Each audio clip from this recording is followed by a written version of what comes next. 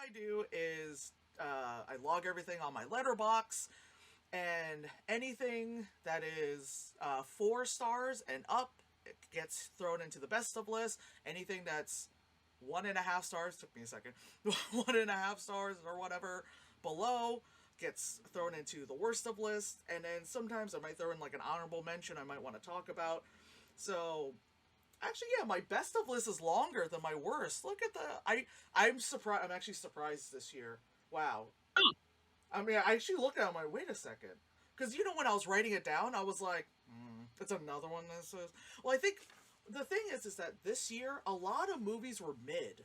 You know what I mean? A lot of things are like mm, 3.5 stars, which is usually my way of being like, yeah, it was alright. Like, if it's 3, I'm like, alright. If it's 3.5, I'm like, it's not that bad. I guess you should check it out. If it's 2, you know what I mean? It's like, yeah. yeah. Anyway, so the first category is horror, my favorite. And we got Skinamarink, Scream 6, Evil Dead Rise, Talk to Me, No One Will Save You, No One Will Save You, and When Evil Lurks. Any of them sound familiar to you? I know what Evil Dead is, and I know what Scream is. Right. Yes. Skinamarink sounds like someone was skinning someone while figure skating. Ooh, that sounds amazing. Let's write that. So Skinamarink, um, is an experimental film. Is the best way to put it, and like I gave this 4 stars, and it's a movie where on one hand, and I said this in my review, on one hand it's a fuck you kind of movie, like fuck you, I went to art school, go fuck yourself kind of movie, like go fuck your like fuck you for that. On the other hand, it's a oh, you're saying fuck you to everyone else. So what it is, it's like the movie straight up just like takes place in a house, and there's no like there's no like establishing shots like this is the outside of the house. Now we're in the living room, kind of stuff, or it's like found footage where you're following someone through a house. It's like no, it's like hey, we're gonna like point the camera at the light fixture for 5 minutes in low lighting. It's like we're just gonna point to the light fixture the entire time, and you just hear like weird sounds, or it'll be like, oh, the big CRT TV is playing some like da da da da da da da da da every so often, and you see like Mhm. Legos are there, but then like in a second you're like, wait, did the Legos move? I don't know.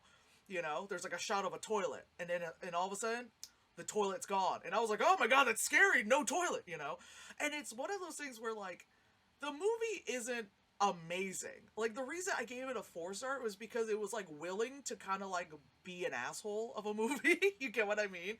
Where it was like willing to just be like, no, fuck you. This is how I'm gonna do horror. Because it wasn't really scary, It was just like weird shit being filmed. And in all honesty, it reminded me of like stuff I made while I was in school. Like, when you're given like, do a 3-minute video, and I would like make weird stuff like that. Because I remember Mhm. my freshman year, I had to make something like that, and it was just like black and white footage of like trees and the woods and all that stuff. It was just like me walking around like Central Park and whatever. If I went back to like Jersey and like film some like trees, I put it in black and white or sepia or something. Put like a song behind it. What? And then it like ends and suddenly it's a color and it's like, oh, is that blood? What? And then it's like, boom, hit the 3-minute mark, done.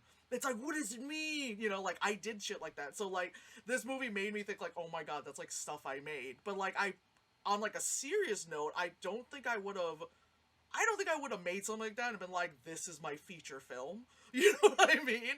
Because that's like something like I would probably make and like put it on YouTube as like some shit. But like this person like, yo, I'm putting this out. This is on Shutter. You know what I mean? They're like, yo, this is official fucking movie. And so again, on one hand, it's like a fuck you, because it's like I went to fucking art school, I had to do all this fucking shit, and you get away with this, On the other hand, I'm kind of like, this movie has pissed off so many people. Because it's like the people who are very much like, oh, the auteur of filmmaking, like hate this movie, and the people who love weird movies, hello, love this movie.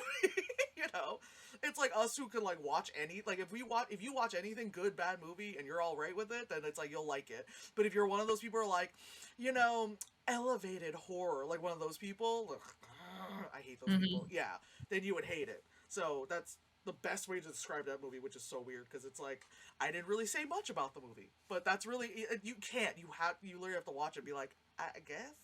Anyway, Scream 6, we know, sequel, blah blah blah. I enjoyed it. It was the only movie I saw in theaters this whole year, only because it was free, because I got the free screening because of the things and Right. stuff. Yeah. Yeah. It's just so funny. I was like, I just, yeah, ever since COVID, I just don't go to the theater as much as I used to. Evil Dead Rise, it's a sequel, da da da, and instead of it being in a cabin this time, it's in an apartment complex, and I really like how it's done because like the makeup they did on like the mom who got possessed and all that stuff, really done Hmm. well. There's a lot of like kind of semi kind of callbacks to like the other films, but they're not very obvious. Like take a look at this. But again, the effects were done really well. It was all practical effects, so that's also why it wasn't just like you know what I mean? Like when you watch, like there was like that time where they were making horror films and they were just using CGI blood, and you're watching it like, Yeah. oh, burpage. Yeah, exactly. My body was even like having a visceral response to It's it's like if syrup learned a little bit of pre-calc, but not very well. that. Yeah. And the next one is Talk to Me, which is the movie done by the YouTube guys. Hmm. I have the movie somewhere. One of the movies I bought this year. It's actually really good. They do the horror really good, and what you call it, like it was like it's kind of one of those movies where like yeah you kind of it's a plot that you kind of seen it a bit before, but it's done really well because it's like the scares are really good. You care about the characters because in a lot of these movies you're just like, bitch, if you die, I don't give a shit. I don't give a shit if any of you die. Like I don't give a shit if all you die.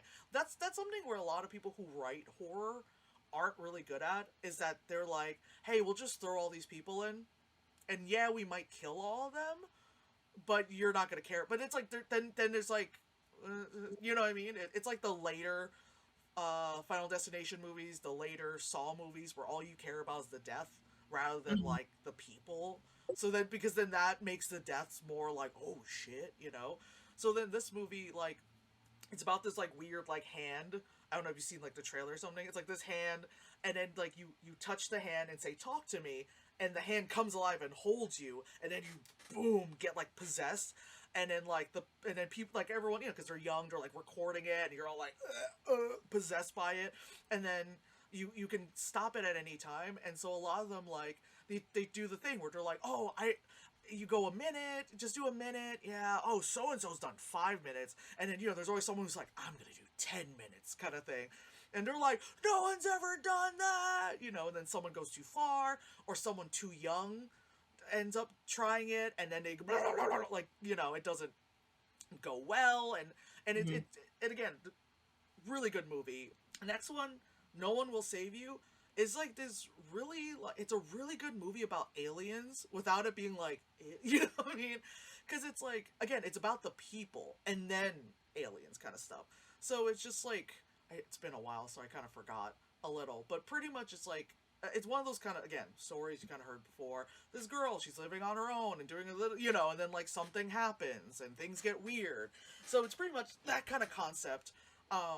But again, done really weird. The alien stuff wasn't just kind of like like in Signs where they just kind of like walk by, or like Cloverfield where you see it for a second. Like no, once you see it, and it's kind of like ugh, because it's not one of the things where like oh, it's kind of a cute alien, like the X-Files aliens where they kind of look like what you think aliens look like. But yeah, that's another good movie. I think that's on Hulu still. So Oh, okay. okay, and then the last one is called When Evil Lurks, and this one I think it's Spanish language, right? I think. Well, yeah, I think it's Spanish language in Spain or Mexico. Oh, what? Spanish language. Let's just say that. Mhm. And it's about how like an evil spirit can like hop between people. Again, another concept that's been done before, but this one was done like because it's like you don't know when it transfers, because like there's some horror films where it'll be like, oh, they killed that person, so then it just goes into whatever, and you see the spirit comes out and go into like grandma or something. But this Mhm. one, like, you don't know when it like hops, and Mhm. then it disguises itself as a human so well that like you could be like around your family and everyone could be chill and not realize like one of you's possessed this entire time. Like it's that part's done really well. It's like until like um the poster is a lady taking an axe to her face, you know. It's like a side view of that. Yeah, there's like one part where she's just like ah, I was like ah, that's done really well. And then there's like a reveal at the end where you're like oh kind of thing. So Mhm. good horror, I love it because you know there's gonna be some bad horror, I assumed. of course. Yes. Especially with me, I'm gonna seek out the bad stuff. It Um, was the shark all along. I just saw a shark with like a gun at its fin for some. Yeah. All right. So the next category is called IRL, which is means based on a true story. Mhm. Blackberry, Oppenheimer, and Killers of the Flower Moons. You've probably heard of all those. Yes, I have heard of all of those. Oppenheimer, I did see. I haven't Yes. seen Killers of the Flower Moon. I've heard I've heard mixed things. Yeah. Yeah. So Blackberry is obviously about the phone Blackberry, Yeah. and it was very interesting because it's the people they got in the movie are like mostly comedic actors, and this is like a kind of like a tech kind of movie. They got what's his name, Dennis from It's Always Sunny. You Oh, know. that guy, Charlie Yeah. Day. That's his name. No, Dennis. Dennis, not Charlie We're Day. the same age. That guy, Yes, that guy. Dee's brother. He's in it. The guy, the South Korean YouTube guy is in there with the deep voice and the chubby face. Sungwon. He's in it. Yeah. Not a Oh, jump scare, but yeah. he like shows up and then you just see his chubby face, and I just went, "Oh my god!" You know, like, and his scene is so good because it's like like his face and voice, and it's a really like dry line, but it's funny. He nailed it. I'm so proud of you, guy. I don't actually personally know, um. But the Blackberry movie was very interesting because they like figured out to like do the Blackberry thing, and then they're like, yeah, we're gonna launch our new phone, and things are going well for them, and then fucking the iPhone comes out, and they're like watching like the presentation, they're like, what do you mean there's not gonna be a keyboard? No one's gonna want that. Like now, like looking at it now, like 10 plus years later, after Mhm. like we all had to be forced to get one of these things, Yeah. yeah. So then Oppenheimer, we both saw Oppenheimer. Mhm. I got it. I got it right here. The Oppenheimers. Yes. You know, it didn't feel like a really long movie as much as people like to point out every time there's a long movie that comes out. You're like, I can't believe someone's gonna make me watch a 3 hour movie. No one's making you watch it, but You now can you feel leave. obligated because everyone keeps talking about it. Right. It's like the Batman, where people are like, I don't want to watch a 3 hour Batman movie. You don't have to. Like, Well, I feel like so many movies are now 3 hours. It's like just pee beforehand, or just yeah. find a quiet moment when there's a lot of existential dread, and then pee then. Yeah, I heard there was an intermission for Killers of the Flower Moon because Killers of the Flower Moon is 3.5 hours. Oh. Girl, I'm glad I saw that at home. I don't know if I could have done 3.5. I can do 3.5, maybe. Unless it's Return of the King, I am not gonna.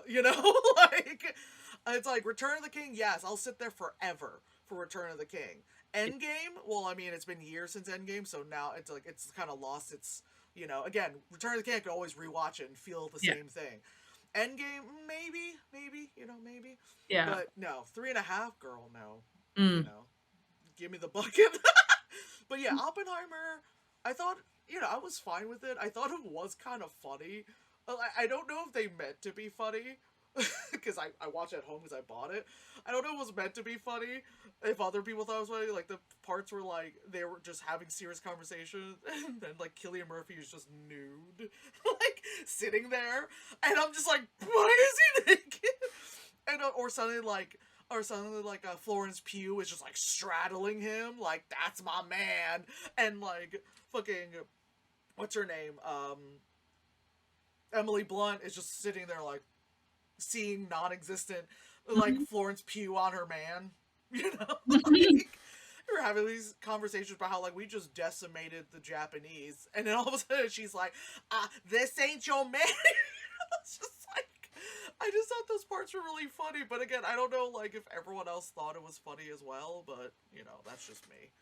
I did think it was a little bit weird that it was like, oh, we're now seeing like all of his guilt over murdering so many people, and like he has to, and even before then where he's kind of fighting for the ability to even work on this scientific, like he just saw it as a scientific project. Isn't this so cool? Tits. All right, let's keep going to the science. Yeah, yeah, yeah. Like the sex scene was fine. I don't know why. Okay, maybe because people are so like hypersexual, like and there were people who complained about the sex scene. I thought it was just like it was there, and it kind of like it happened. And it didn't Zack Snyder it where it was like, could you get on with it? You know, Mhm. it was like it was there, it did its thing, and it went away. And then there were several people like I think Hassan said like he's like Christopher Nolan's probably never had sex because what the fuck was that sex scene? And I was like, I'm sorry, you're so used to fucking Game of Thrones thing where someone's freaking like diseased cock is right at the camera, man. Like Jesus Christ, like it was like fine, you saw her tits, okay. But it was still like tasteful, like it was like Blade Runner 2049, where like, oh, sex is happening. Like Mhm. you don't need to be like penetration. Like when people like get so about like sex scenes, like of course I'm not gonna be like a fucking little bitch and be like, I can't believe they're putting sex in something. It's like, yeah, people they're gonna do it, but like at least like yeah, again, just don't be like Zack Snyder or Game of Thrones, where it was just like, really, Mhm. like, really, Well, really, the Game of Thrones thing is just like it was constant, and with Zack Snyder, just like okay, it's in slow mo. We can tell with the blue colors that it's sad. Great. I sure love 300. Yep. Oh, okay. This is a major plot point, and I'm uncomfortable. As opposed to like, this is just a character moment. They did the thing. All right. We now have personalities. Let's go off the right. gold. Exactly.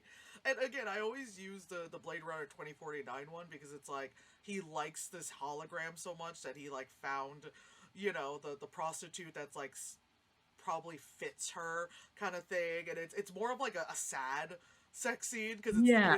it's more of just like he wants a connection. But he like doesn't know how to kind of thing, and it's like okay, Yeah. but again, it's not just like a disease cock, and you're like, why? What is it? Why did you like, Anyway, next, Killers of the Flower Moon. 3.5 hours. I'm gonna be very honest. Unlike Oppenheimer, I feel like a lot of Killers of Flower Moon. There could have been parts where it could have shaved it off a little, Mm, yeah.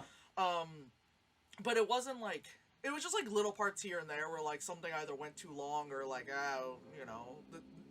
we could have went without this and wouldn't have made a difference kind of shit. But again, not enough where you're like, what's this 10-minute scene kind of thing. Just little bits here and there. The woman Lily Gladstone does an amazing job. I hope she wins an Oscar. Hmm. She won her like Golden Globe and all that stuff, which I'm very happy for. And so it's the story that it's kind of we all kind of know. The white man came in and did what the white man usually does, Yeah. and not surprised by any of it. Although a lot of people watch the movie and somehow we're surprised by it. Like, we live in America.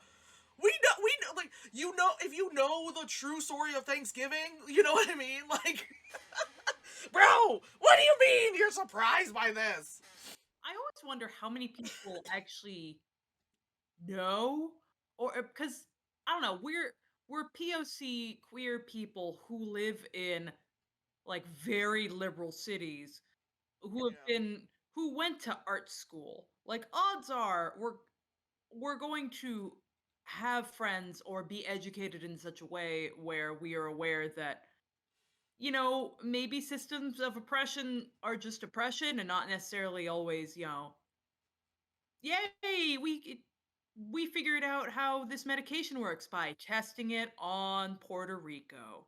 Um, the fact that we know about that sort of stuff, I really wonder how other people, not necessarily even in other countries, but even in the middle of the country, or people who live in the middle of the state and aren't talking to us.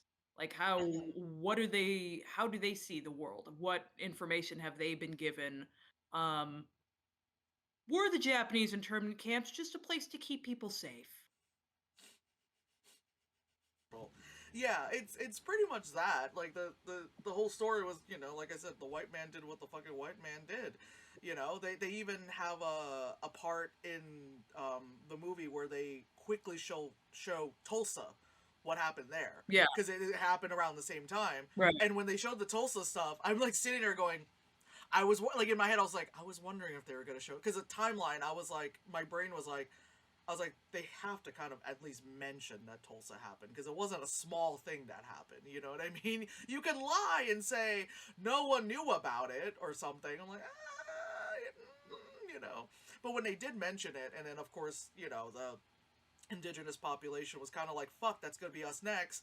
And in my head, I'm like, it's kind of has been, but the Mhm. scales of, it's you and then me and then you again and then me and then both of us. And, it's like, it's because we're not that. So it's gonna be us, Yeah. So, and then up now to lighthearted things after that. After, three, real life stories. One that's kind of funny, silly, and then two that are just like, hi, everyone died, Um, so then the next category is comic book movies. So it's Guardians of the Galaxy 3 and Across the Spider-Verse. Yeah. Guardians of the Galaxy 3, kind of like, it felt like phase 1, phase 2, well, more like phase 2 of Marvel. Like, it felt like back when, like, we used to, like, run to the theater, watch it first weekend kind of stuff. Like, it had that, like, yeah, I don't find you annoying, Chris Pratt, this is when I still liked you. It was fun. Again, it was great. One of the great jokes is the lady that they have painted gold, because she's like 6'3" or something. One of the guys, like, in the movie, it's like a real quick, like, visual gag where, like, someone puts like a stool and so he could stand up and talk to her eye to eye. And I died seeing that, because that woman is very tall. She was also in Tenet as the mom. She played Princess Diana in The Crown. Mhm. You know, she's gorgeous. Again, 6'3". Jesus Christ, woman, that's super tall. Yeah. So that was fun. Across the Spider Verse. Need I say more? You know. There is a YouTuber who I follow who talks mostly about story structure. Started off it really just started off as a hobby because he currently lives in, I think, Africa, being a teacher. Um, Ah. but he just loves this one cartoon called Arcane, which is based off of the video game, which I am currently forgetting. But it's the one where I told you it's as gay as China would allow gay to be. Because Yes. Yes. Mm-hmm. one of the main characters is obviously in love with a woman. Um, Mm-hmm. but he talks a lot about just saying how the story structure in uh, the Spider-Verse movie was so good, and how the little moments of silence, especially for Gwen and her colors and everything, were really kind of just talking about what was going on with her internally. And Mm-hmm. yeah, it was just like, oh yeah, they really were talking about this. They were talking about like everything she's lost. They're talking about this separation between her and her father. It was I thought he put it very well. Um he goes by a weird name like Schnee or something like that. It's very one of those things where there's 5 E's. I don't know why, but here we are. Um Right. Right. but yeah, I appreciated how, because it was animation, they didn't Pixar it. They really, Mm. instead of just relying on, all the visual storytelling techniques that live action has, because it's live action, you can do a lot of great stuff, but people still have to be physically fully present, and or cannot be cut up and dissolved into a scene, and they can't have random flashing lights unless someone comes in and edits in later. The Mm-hmm. fact that they took advantage of the strangeness of animation, that you can make it as surreal as it is and just have it all blend as a story, and you can just kind of tell so much about the characters just by the fact that they're animated with a different frame rate.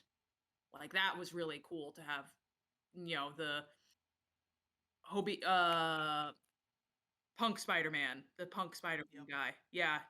I Hmm. I just liked how they took full advantage of what animation is to really tell the story. Um, Hmm.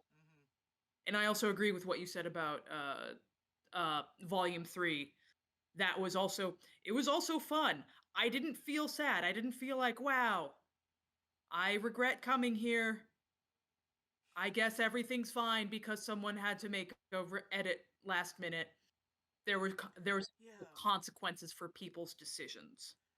Yeah, yeah. It didn't feel like a post Endgame Marvel film. Right. You know, like it didn't feel like that. And I was just like, wow, hey, look at that. Woo, you know. Yeah, and with Across the Spider-Verse, like one, I love that the punk Spider-Man like um looked like Basquiat, first of all. I remember just immediately being like, oh my god, that's amazing.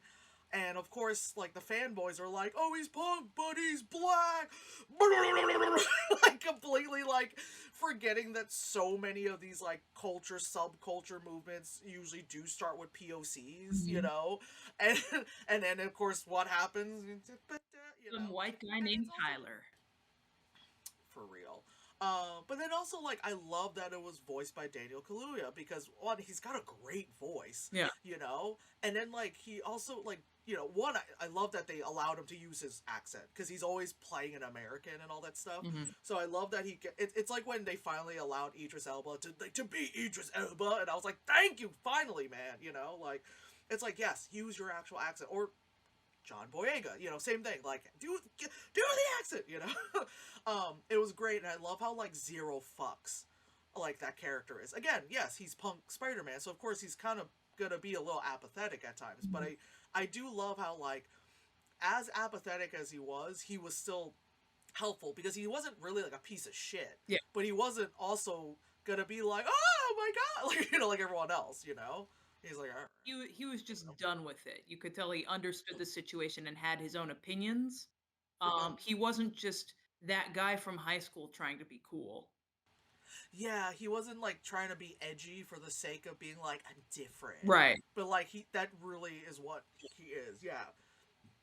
Yeah, he wasn't like a redditor. No. No, no, no. Yeah. The next category is sci-fi, and so it's got some good shit in it. We have they clone Tyrone, Artifice Girl, Creator, and Godzilla minus one. Yeah.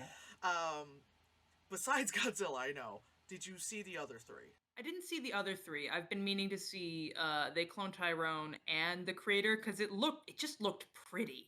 So they clone Tyrone. That's on Netflix. That one's really interesting because a lot of the things in the movie, even though it's current times, a lot of like the vehicles and the way how certain people are dressed, not much how they speak, the way it's very 70s vibe, very black exploitation kind of movie going on because Jamie Foxx he has an afro. The woman also kind of has like the semi Foxy Brown. I mean, it's very black exploitation kind of film looking, but with the very like kind of you know, aesthetic lighting going on and all that Mhm. stuff. And it was very interesting because you're kind of there for the ride of it, and then it really isn't towards until you get towards the end of the movie that like kind of it all like oh kind of thing, like like where it's like okay you have an idea of like where it's going, but then once it gets fully like in the end where it's like oh shit you're like oh and I think it was like someone on Letterbox said that they clone Tyrone is as if they said if Get Out was done by Danny Glover Oh, okay. because it did have a feel of an episode of Atlanta, like Hmm. one of those like really like like episodes of Atlanta, like where it's just like, oh, this is even extra weird for them, It has like that feel to it, but like not in a like not saying like to diminish the movie, but like obviously to be like, no, it's good. Artifice Girl is very interesting. It's on Tubi, so you can watch it for free, and it's about this guy who created an AI of a kid So it's AI. It's not a real kid, but they use that kid to kind of like capture pedophiles. So kind of like a to catch a predator thing. But instead of having like an adult decoy being like I'm 13, it's like an computer software that looks 13 and like and they would show her like this like we're on a webcam, but like no, that's not a real person you're looking at. That's ones and zeros. It's like so like oh shit, this guy did that well of a job. And it's also crazy because the director slash writer was also starring in it, and it not in a like a cocky Woody Allen way, but like like after watching the movie, I kind of understood why he kind of felt the need to be the main character because it's like the way I was written. I can see like especially if you're directing and writing it, you might be like, and it's such an indie film, you're probably like, who the fuck do I find to play this character that's not like like a big name that I can't afford, you know what I Mhm. mean? So he also did a great job acting it.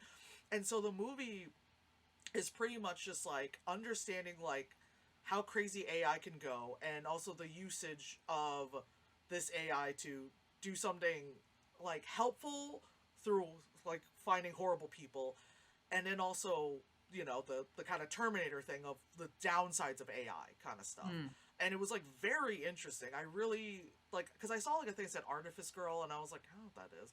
And all I just saw was a summary that was like, oh, AI used to catch predators and da da da. And I was like, I don't know if I want to. You know how you're like, I don't know if I want to watch this because especially when it's an indie film, like you don't know how far that shit goes. You know what I mean? You're like, but I was like, fuck it. A couple other people like I follow that were like, no, they were giving this like high marks. I'm like, all right, let me.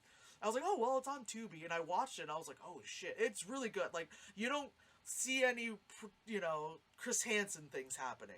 So that's good. That's I don't need that to ruin my day. Yeah. But it is a good movie. Just it's more on the technology side really than about the grossness over there. So that part's really interesting. Creator, I loved Creator. It's again just like how I was talking about with like the horror films. It is like a simple concept that you've seen 1,000 times, but kind of like done on its own thing. One, like visually, the effects are amazing because it's like you got freaking Ken Watanabe. Like I'm Ken Watanabe. Turn my head. There's a big hole in the head. Like that whole thing with the android whatever people. Like it was like it's like it did like some movies where like a character like moves and it's like like something doesn't fit right, like Mhm. a DC movie, like something doesn't fit right. But this it looks so smooth where you're like that like that's not Ken Watanabe. You made an android, you know what I mean? It was done so well.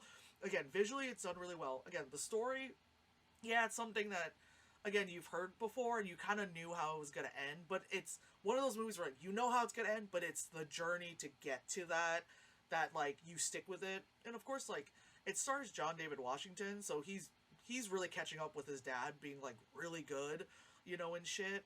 And then like I'm watching a movie, I'm like I like it, and then within like the first 10 minutes or something, they hit me with a Radiohead song, and then I immediately was like, oh, and I literally immediately felt chills, and I was like, because it's like I have an issue with people improper use of Radiohead in movies, because people will just like throw a Radiohead song sometimes like at the end of the credits or like in the middle where it's just like, really. Godzilla minus one. That is the only 5-star movie I have this entire year. I mean, everything else here is like 4, maybe 4.5. But Godzilla minus one is the only one that gets a straight up fucking full ass 5 stars from me. And you talk about before I say other things. How'd you feel about So I really enjoyed it. I thought it really harkened back to the original like Godzilla movies when it was more political commentary as opposed to what thing can he fight next? it? Exactly. Well, that's a lot of fish. Like, oh god. Mm-hmm. Um, my favorite character was ACAB Uncle, who was my favorite moment of him was just him going like, "Well, someone's got to do it." Godzilla comes out of the sea. You don't know. No, never mind. I was wrong. And then wants to get out immediately. And I'm like, I relate to you, ACAB Uncle. You don't trust the government. Well, you want to like be reliable. Oh, nope, nope, out of my league. Out of my league. Can't do it. Um, It's above my pay grade. yeah. I just run a boat. Um, my Hmm. You might think this is funny. I caught myself having a very dumb thought. Obviously, the CG is fantastic. Um, Beautiful. it's Yeah. a Amazing. fucking stunning film. Yeah. When Godzilla's like tail started to light up, those specific scales on his back, I was like, Choo, choo. wow, I wish they didn't just tape those on there. Wait, what did I just think? Masami. Masami. Those are ones and Yeah. zeros. Yes, I'm just like, well, And I they guess, jut it out. yeah, Choo, choo, choo. yeah.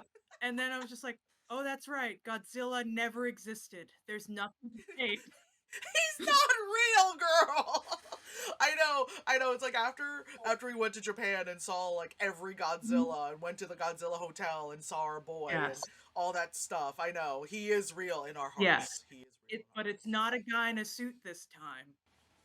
Yeah, yeah. I just God, yeah. The CGI is amazing. Like I said, I wish I freaking stupid Instagram. Like, so you'll see something on your explore page, and sometimes you're like, oh, let me go like tap on it to look at it closer, and sometimes you'll tap on it and you'll get like a preview instead of actually going on there. So I saw the preview and then I let go to go tap on it again because I wanted to share it, Mhm. and it disappeared, and I was like, I'm gonna kill everyone.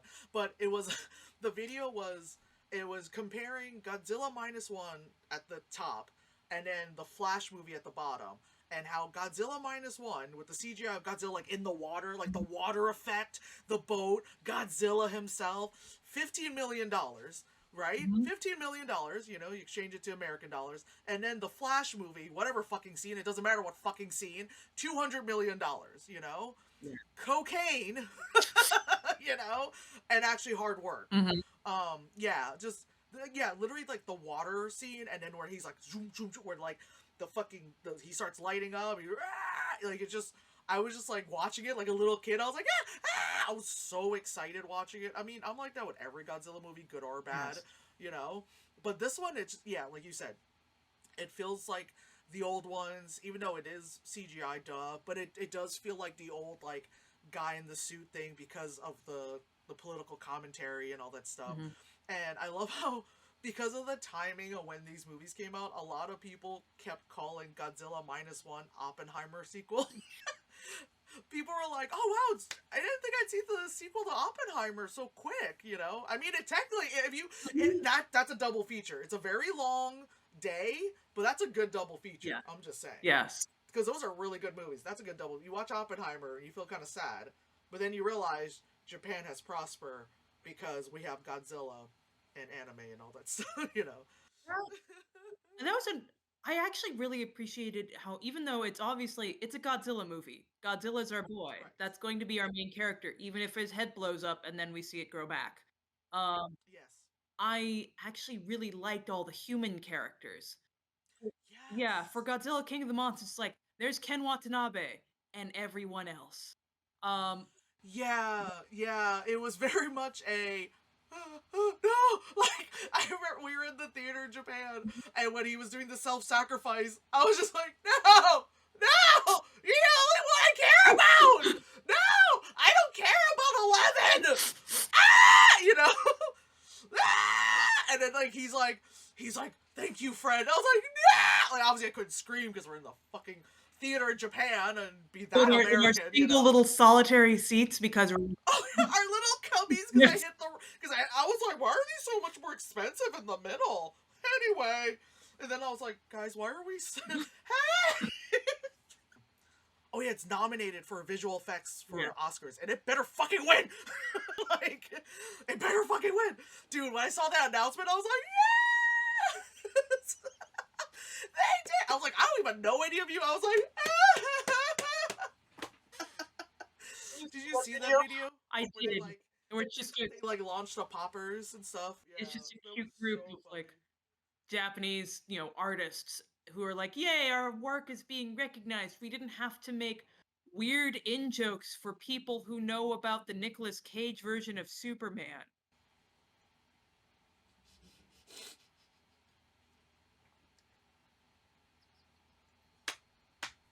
The next category is family. It has nothing to do with Vin Diesel.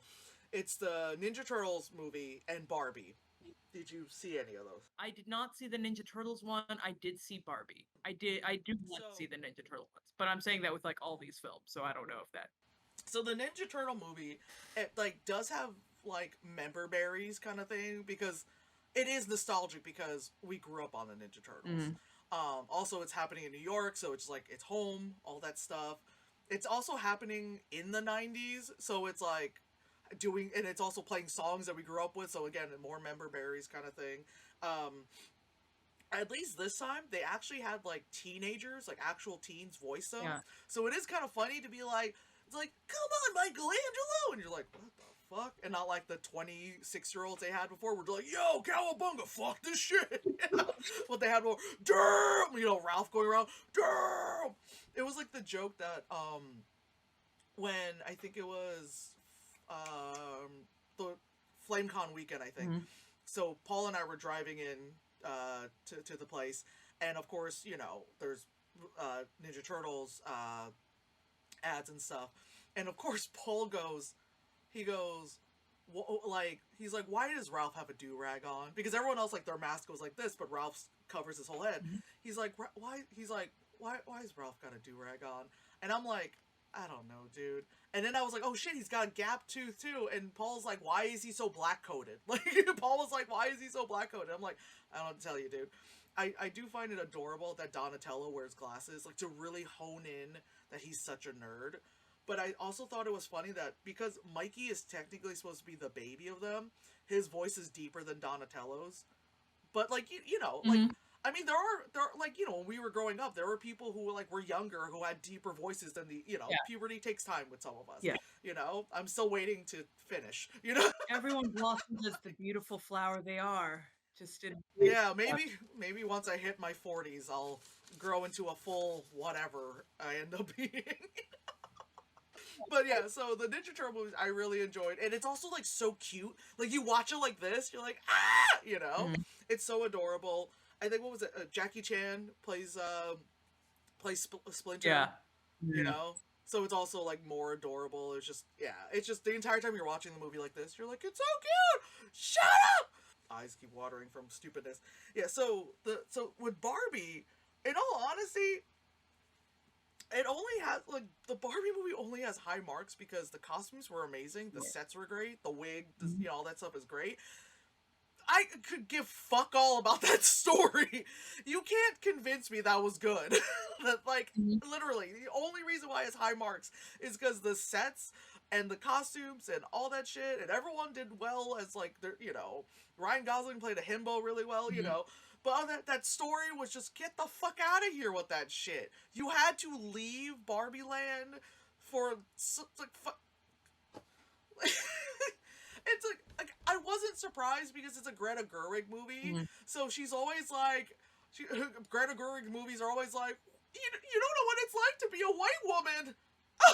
Like every one of her movies, like I liked her movie Lady Bird, but it was also like you don't know what it's like growing up being like a weird white girl, and it's like it's one of those where it's like okay, but like you know, and then it's like, but she has like her super feminist lines being told through America Ferrera, so Mhm. then it's like, well, she's a POC, and again, like her line, the whole thing about like, oh, you the thing at the end where she's like, oh, you can't be too nasty, but then you can blah blah blah, and I'm hearing it and I'm getting aggravated, being like, no, be a bitch, like. None of this like oh you can't be too nice or too no be a cunt just be a cunt you know you like you'll live longer you'll be less stressed Mhm. just be a cunt look at me I don't look my age you know like, The I still get carded the weird thing about Barbie is that, yeah, for us, it's kind of like going back to what I was saying before of we're POC queer people who have uteruses who live in a very liberal city. How controversial must this film be? It's not that controversial, but it must be but perceivably yeah perceivably controversial. Also, when I was in the theater with Johnson, we were just in Harlem over here watching it. And, he right was laughing at the lines. He was having a good time. And the guy next to him, this older guy, was getting really salty, just being more like, well, I don't know about that. and he had his wife or girlfriend with him. So, and then Johnson just started laughing, going, "Ha ha ha! Isn't this so great? I love this movie. It's so funny It how is it's the all best movie. true." For a lot of people, this might be their first time getting introduced to old hat feminism, where for a lot of them who, if it's in Ohio, there's like three black guys trying to leave.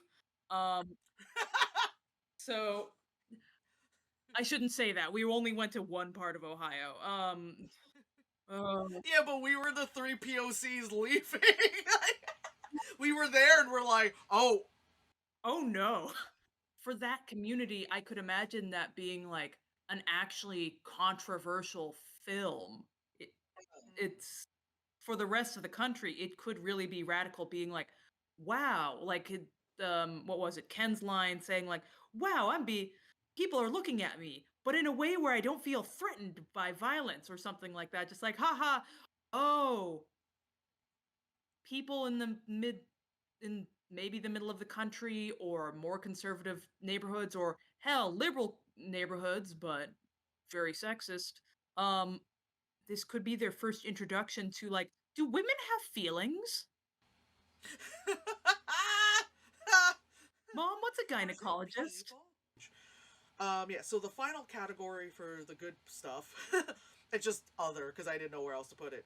Um, let's see. Blaze, Beau is Afraid, Past Lives, Killer, The Wonderful, oh god, what did I write? The Wonderful Story of Henry Sugar, and How to Blow Up a Pipeline. Blaze came out like almost a year ago, so I don't remember much of it. I think it has to do with like a little girl, and then like there's like a dragon. I think it has to do a lot of trauma kind of things. I don't remember, but again, this is on the best list, so it's kind of like, well, yeah, spoiler or not, I suggest it. I think it has to do with that, where like she imagine dragons, Jesus fucking Christ, but I think she really does imagine a dragon, and then like, you know what I mean, as like a trauma response or something. I remember like going into the movie being like, this might be something hokey, and then coming out of it being like, wow, I was really surprised this was pretty good. That's more of what I remember. Oh yeah, Beau is Afraid is that almost 3 hour long, again, fucking hell, movie from the guy who did it's the guy who did Hereditary, I think. I have to look Oh, it up. But and it's a movie just about like the life of this guy named Beau, and Joaquin Phoenix is in it. Again, the movie could have been shaved off a bit. It is very weird because again, it's done by the guy who did Midsummer and Hereditary, you know. So it kind of goes through his life. You see a younger version of him, you see an older version of him. The first 15 minutes, first of all, could have been chopped down to probably 8 minutes. Mainly because the first 15 minutes is high anxiety. And I'm not just saying that as a joke. I really had to like pause and take a breather once that finally ended because it was too much. It's like did you ever watch that movie Mother with Jennifer Lawrence and Javier Bardem? no, no, no, no. I got it confused in my head for a Guillermo del Toro movie where it was, go, Oh, Mama. Yeah. yes. Yeah, no, Mother exclamation point. That movie was also high anxiety because it's very similar at where with both of these movies where people are just entering your home and they're not leaving and you want them to leave and they won't leave and then they touch your things and my OCD and stuff, and I'd like, yeah, the entire movie Mother is like that. The entire film is like that, and I was just like, Jesus. A lot of people didn't like that movie because they didn't get it, and it's like an allegory for other things, and you have to use your brain, so people don't like it. Anyway, I enjoyed it. I enjoyed it where I mental anyway. But with Beau is Afraid, the first 15 minutes was just high anxiety with that because it's like stuff happens, and then like it's like he goes to like leave his apartment and like like, oh, my bag is right out the door, oh, I just had to run back in to grab something, comes back out, his bag is gone because something like stuff where you're like, why? It's like that stuff keeps happening in the movie, and then it just kind of gets like weirder and weirder. It's just like his journey and all that stuff. But again, it's a long movie. Probably watch it in a few parts. Like, I had to take a break. Like, once like I realized like the anxiety section ended, I was like, okay, just I don't know what I'm gonna get. I need a pause, and I need to like I think I really took like a 30-minute break or something. before I continued watching the rest. After that, like, it was fine and nothing was like like that. But yeah, like I really it felt like it was like the week before Christmas in retail. That's what it felt like. Okay. It's, that feeling of like, things have to get done, things have to get done now. You're like, and you have no control. Yeah, so don't, I don't want to go. Mm. Yeah, Yes. that's why I work in a windowless warehouse now. And it's not like that. Anyway, yeah. Past Lives. Did you ever hear about the movie Past Lives? No, I haven't heard any of these movies in your other category. No, wait, I have heard of Past Lives. Okay, Go on. the Korean one. Yes. Yeah. So you know me with like romance stories. I'm usually like, fuck off, right? But this one, I only like. It's so terrible to say. I only like romance movies when it ends like it has a sad ending. I only because like I feel like it's more realistic. It's like why I like Eternal Sunshine of the Spotless Mind, because it's like, have you ever watched that movie? Yes. Yeah, so you know how like they loved each other, they like erased each other, but then in the end they still got together, and it's like damn, like you know what I mean? And it's funny because in this movie the girl suggests that movie to a guy, and he like watched it, and someone on Letterboxd saying suggesting to your crush Eternal Sunshine of the Spotless Mind, it's like it should be like not an act of war crime, but like it's more threatening than like a loving thing. So this one's about two people who are like a guy and a girl, and they were friends back in South Korea. And like as little teens, they probably had like a little thing for each other, but they're teens. And the girl moves to America because her dad, whatever job, and then the guy is just in South Korea, because in South Korea he had to serve, in the army and all that stuff. And so the girl is in America. I think she is a writer or something. Mm-hmm. I forgot what she does, but she has a good job, and she's in New York, and she's married to this guy. I can't even think of the actor's name. Anyway, she's married to a guy, Yeah. and so they're happy. They got their lives going. Da da da. And one day, through like Facebook or something, the guy from her past like messages her, and she's kind of like, "Oh shit, haven't talked to you in forever," and da da da, And they're like messaging each other back in like Korean and stuff. Fine, whatever. And so it starts off kind of one of those things of like, oh, well, initially she's not married yet, so you're just like, okay, blah blah blah, and you're thinking, oh, it's gonna be a thing where they get back together, da da da. Oh no, years go by because it's not one of those stories where it's like, oh my god, I haven't seen you in forever. 2 minutes, like a month later, I'm here. Oh my god, blah, blah, blah, blah. Love each other. 2 months after that, we're married. It's not one of those stories. It's like years go down the line. They still kind of talk to one another. He's in the service. He's doing his. It's not like a rom-com, where like this happens in a week kind of stuff. It's realistic. Years go by. She gets some kind of like, what's the word? Like a residency. Sorry, I don't know why I did that. She went down the drain. Yeah, she gets like a residency somewhere, and then she like meets a guy, and then she gets married, and then the guy from Korea comes to the States, and then that's where like things get kind of like there's some tension, but again it's more realistic tension, not Twilight tension. You know what I mean? But not like bad tension where they fight. It's just kind of, again, it's realistic. You can see that actually happening. Again, not in a like, oh my god, I have two men who, it's like, it makes sense. And then the end, it's so like, it's sad, but it's again realistic, and it does kind of make you go, huh. I mean, again, if I was more sensitive, I'd be like, But most people, I think that it affected them that way. But I watched it and went, oh damn, so enough for me to care, But it is a really good movie. It is a really good movie. This director, talk about women directors. This director should have been nominated for Best Director. For fuck's sakes, if we're gonna be honest, because it's shot really well, and there's a lot of like things shot, and then it's kind of like a throwback of like back, you know what I mean? And you like she knew what she was doing. Yeah. Then there's Killer, which is the movie out. It's the assassin movie that was that's on Netflix of Michael Fassbender, and it's a David Fincher movie, and it's like the assassin who's like autistic, So it's like so it's like really strange because because he's autistic, so he has to follow like a certain routine with his like how his kills go, and then if something goes slightly haywire, then he's kind of like frazzled and all that stuff. Unlike normally when you see like a Jason Bourne or Agent 47, where they're like I always think ahead and nothing could ever escape me. If something goes awry, I got Plan Z, Plan AA, all that stuff. Like him, he like something happens, he's like like he doesn't know what to do, and it's kind of interesting to see like a like a hired killer like that. Mm. Also, it's Michael Fassbender, and he hasn't been in anything in a while, so it's nice to see him back.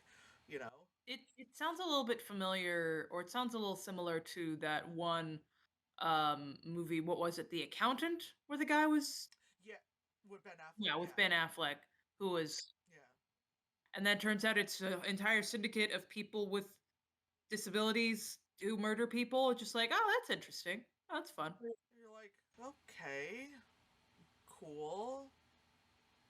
Yeah, that was when that happened. I was like, oh, I kind of wish it was just him. Yeah. Like with this one, it's like, yeah, it's like. Then also it makes you just think like, so we're just exploiting the disabled, like that. That's where my brain always goes to. I'm like, Now remember, you'll always be lovable if you do what I say. oh god. But yeah, it's the wonderful story, I think it is, of Henry Sugar. It's like that. Wes Anderson did like a bunch of things for Netflix. Has Benedict Oh. Cumberbatch in it. So this is like the longer one, and then there was like this one I think an hour long, and then the other ones were like 20 to 30 minutes long, based on Roald Dahl's like stories and stuff. Mhm. Um, I mean, it's Wes Anderson, so the colors are fun, and the acting, the line delivery is very much like this, and this happens, and all that stuff, and then something happens right there. Oh my god! And then something happens, and there's something happen. Like it's very Wes Anderson. And then the sets, it splits behind me, and then I'm talking. I'm Benedict Cumberbatch, and I'm saying things. Oh my god! There's a thing, and it's like, all right, Wes Anderson. When someone British says they're a party animal, Yes. that's why there's secret holes in the ground where someone can just grab you by the ankles and bring you down.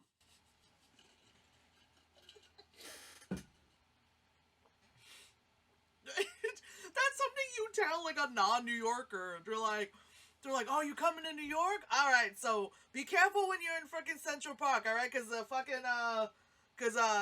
manhole covers, fucking hobo will just grab you by the ankles and pull you down, just so you know. If you see a squirrel, that's not a squirrel. That's a camera. Right. It's all a government conspiracy, just so you fucking know. Oh yeah, so the last movie on the good list is How to Blow Up a Pipeline.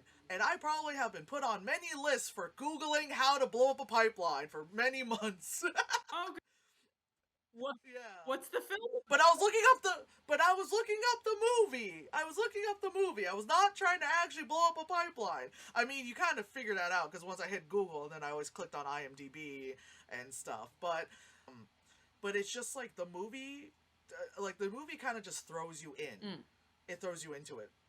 So you're just like, you go in the movie and you get like several groups of different people, whatever, and they're all like, oh, it's about time, da da da, and they all meet up to like buy whatever items to make the bomb to blow up the pipeline for said environmental activism and all that stuff. And you kind of like learn a little bit about each of them and all that stuff. And watching it, I found myself being like, that person's a little like, I get it. Anyone who does something like this, especially if you're actually gonna do like stuff like blowing something up, you're sus in general. But like even in the sus group, there was some who were extra sus. You know what I mean? That I was like, even if I was part of this, I'm gonna blow stuff up. Group, I don't think I trust you. You know what I mean? Like, Who's the guy who keeps no. saying, "Why won't you give me a gun?" Yeah, like like they have that. Well, also it doesn't help that they very much had a very crust punk look to them, and it's like, you know, Yeah. that movie was just interesting because you saw the damage. Like they blew up like two different parts of this pipeline, and also besides that, you got to see like the people who are in the group to blow it up. They're not just the crust punks. Like there's like a fucking yee like hell yeah brother guy part of it too, because because like the pipeline being built near his home caused like someone in his family gets sick, you know what I mean, like obviously everyone's affected. Like a lot of people don't understand, like to get super political, a lot of people don't understand that like not just certain types of people get affected by things, all people get affected by things in the end. And so that was also something I did like that they weren't, it wasn't just like a group of 22-year-olds, you know what I mean, from liberal city liberal, being like, I'm drinking my kale drink, being like, we should blow up this, yes. It was just like crust punks, some kid that probably was on the debate team, the yee motherfucker, like some, you know what I mean? It was like all walks of life being like, we gotta, you know, fuck this shit up to show them who's boss kind of thing. It was very interesting, but like I said, I didn't read the books. I don't know how the book kind of corresponds, because again, in the movie it's just you're in it. You're just like, you're part of the group, you're gonna go blow up the thing with them, and it does minor little flashbacks to kind of like explain how each one of them have been affected by the pipeline kind of stuff. But again, I don't know how the book is, but movie wise, I enjoyed it. Mm, mm. Were there any movies that I didn't mention that you heard of throughout the year that you thought I would probably like, and I probably have it somewhere else on the list? This is a movie that I just saw recently, but I do want to mention when you were talking about the first film being like a giant fuck you and also fuck you, I went to art school. Um, Yeah. I feel like that's what Miyazaki's just in that phase.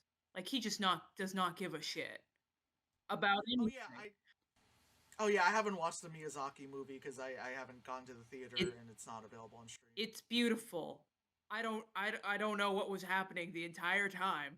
It was just like That's what I keep hearing. y- That's what I keep hearing is people are like, there's no way you can spoil it, because any way you try to spoil it, there's no context to be able to figure out. it's yeah, it doesn't really seem to have, of course, every we had to see it in English. There's every big name it usually has, like Christian Bale, Batista, like Mark Hamill's in it. Um Right. everyone is in it. Um but it's just like all the characters, it's not like Princess Mononoke where the characters are built up, they make sense. You know what the world is, the conflict makes sense. This is sort of like Right. if Ponyo had a lot more Molly. Also birds. I don't know if Miyazaki loves birds or hates birds. Oh. Oh. So it's not like a Genji Ito, I'm afraid of pigeons kind of thing. No, it's more like look at those ridiculous parakeets. Their eyes are now in the front cuz they're human parakeets. They're ridiculous. Also they shit on everything. Wow. Okay. Dave Batista's the king of the parakeets and just like, "All right, Dave Batista, is this a metaphor for Europeans taking over Japanese culture because of World War II, the Meiji Reformation? No, you're just a parakeet. Okay. What why why background painters for Miyazaki? Because Miyazaki, you told them to do this, but why? Why is it whenever it's realistic, but why is it whenever there's a bird, even a magical bird, there's just shit everywhere where they landed?